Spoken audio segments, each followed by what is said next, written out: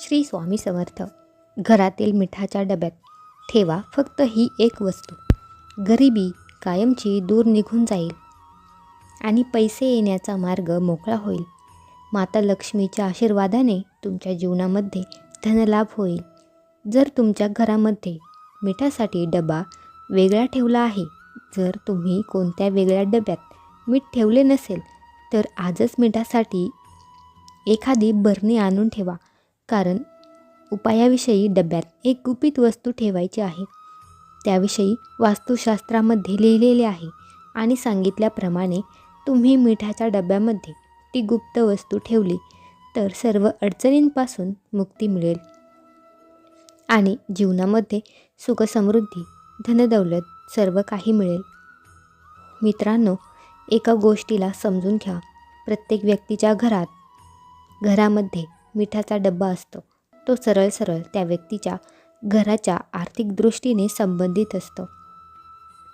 मित्रांनो, संपूर्ण माहितीसाठी व्हिडिओला शेवटपर्यंत पहा. तुम्हा सर्व दर्शकांना नम्र विनंती आहे की आपल्या चॅनेलला सबस्क्राईब करा. बाजूच्या घंटीला देखील अलाव करा. नमस्कार मित्रांनो, स्वामी आवड चॅनेलवर आपले मनापासून स्वागत आहे. आपल्या सर्वांना माहीत आहे, मीठ आपल्या जीवनाचा अविभाज्य घटक आहे. जर जीवनात मीठ जास्त झाले तर अन्न चांगले लागत नाही आणि कमी झाले असले तरीही आपल्याला अन्न चव देत नाही. मिठाचे असे आहे की जास्त झाले तरी अन्न चांगले लागत नाही व मीठ कमी झाले तरीही आपल्याला अन्न चांगले लागत नाही. असे अनेक उपाय आहेत ज्यामुळे आपल्याला दीर्घायुष्य प्राप्त होते. अनेक काही गोष्टी आहेत त्यामुळे आपले आयुष्य कमी होते. मिठाचा उपयोग कशा पद्धतीने करावा याबाबत अनेकांना फार माहिती नसते. म्हणूनच आज मी तुम्हाला स्वयंपाकघरातील मिठाचा उपयोग कशा पद्धतीने करायचा हे आजच्या व्हिडिओमध्ये सांगणार आहे. आपल्या जीवनामध्ये अनेक संकटे येतात. ते संकटे, अडचणी मिठाच्या सहाय्याने दूर करण्यासाठी काही महत्त्वाचे उपाय आज आपण जाणून घेणार आहोत. मिठाचे अनेक प्रकार आपल्याला पाहायला मिळतात. ते वेगवेगळे प्रकार म्हणजे काळे मीठ, समुद्र मीठ, सामान्य मीठ आणि संदैव मीठ असे वेगवेगळे मिठाचे प्रकार आपल्याला पाहायला मिळतात. आणि असे मीठ हे आपल्याला वेगवेगळ्या ठिकाणी सहज उपलब्ध होते. मीठ ज्योतिषशास्त्रानुसार स्टील किंवा लोखंडी भांड्यात ठेवले तर तिथे शनी व चंद्र यांची युती होते आणि हे आपल्यासाठी खूपच घातक सिद्ध होते. हे रोग व शोकाचे कारण बनते. मिठाला प्लॅस्टिकच्या भांड्यामध्ये सुद्धा ठेवू नये. मीठ काचेच्या बरण्यांमध्ये ठेवले तर त्याचा वाईट प्रभाव आपल्या जीवनावर पडत नाही. मीठ सांडले तर ते सुद्धा अपशकुन मानले जाते. मीठ पडल्यावर शुक्र व चंद्र या दोन्ही ग्रह कमजोर होतात. स्वयंपाक करताना मीठ कमी जास्त झाले तर ते नंतर टाकू शकतो, परंतु स्वयंपाक करताना भाजी टेस्ट करून पाहू नये. यामुळे आपल्या जीवनामध्ये गरिबी येते. भगवंतांना नैवेद्य दाखवल्याशिवाय मीठ थेट कोणाच्या हातावर ठेवू नये. यामुळे चांगले संबंध खराब होतात. आपण मिठाचे असे काही उपयुक्त गुणधर्म व लाभ जाणून घेणार आहोत. जर तुमच्या घरामध्ये सुद्धा अनेक अडचणी येत असतील आणि आर्थिक अडचणी निर्माण होत असतील तर या उपायांच्या सहाय्याने तुम्ही तुमच्या जीवनातील सर्व समस्या नष्ट करू शकता आणि त्याचबरोबर माता लक्ष्मीची कृपादृष्टी तुमच्यावर सुद्धा होणार आहे.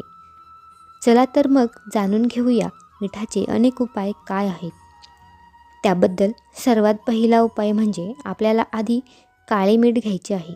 ते लाल कपड्यांमध्ये ठेवून त्याची पिचुंडी आपल्याला बनवायची आहे आणि आपल्याला मुख्य प्रवेशद्वाराजवळ लावायचे आहे. यामुळे तुमच्या घरामध्ये नकारात्मक ऊर्जा प्रवेश करणार नाही.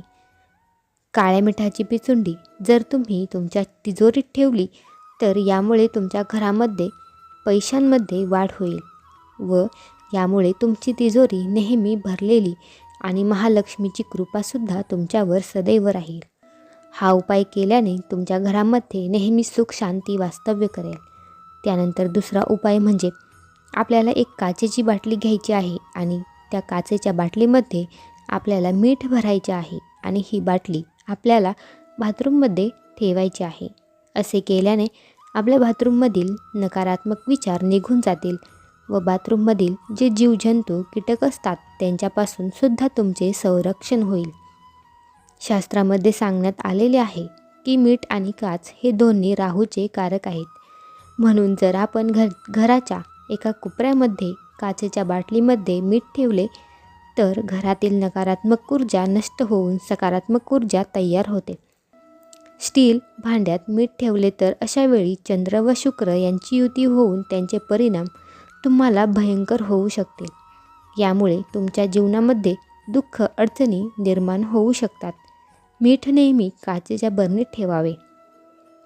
घरामध्ये पैसा नेहमी खेळायला राहावा असं वाटत असेल तर एक काचेचा ग्लास घेऊन त्यामध्ये थोडेसे पाणी भरून त्यामध्ये मीठ ठेवायचे आहे आणि हे मिठाने भरलेले ग्लास आपल्याला घराच्या नैऋत्य दिशेला ठेवायचा आहे.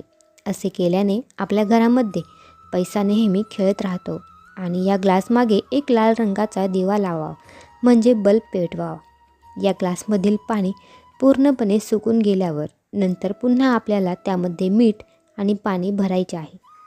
त्याचबरोबर जर तुमच्या बाथरूममध्ये कोणतीही नकारात्मक ऊर्जा असेल तर अशा वेळी आपल्याला बाथरूममध्ये सुद्धा समुद्री मीठ ठेवायचे आहे.